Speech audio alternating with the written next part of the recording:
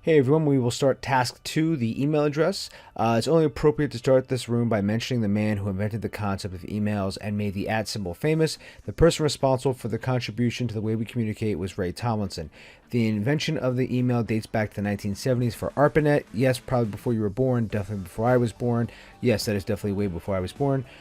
So what makes up an email address? The first component is the user mailbox or the username. The second component is the @ symbol, and the third is the domain.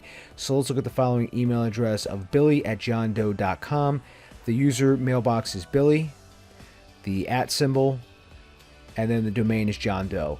So to simplify this even further, think about the streets in which you live on. You can think of the street as the domain, and the recipient's first and last name along with the house number in this scenario represents the user mailbox. With this information, the postal worker delivering the mail knows in which mailbox to put the letters. Next, let's look at the network protocols used to send an email from the sender to the recipient.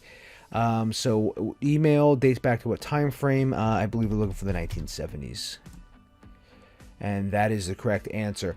So, yeah, pretty easy room thus far, which was task 2, but we'll go into task number 3 next with email delivery, and we'll be going into, well, things will be getting a little bit harder as we progress, and then we'll be actually looking and analyzing some actual phishing emails.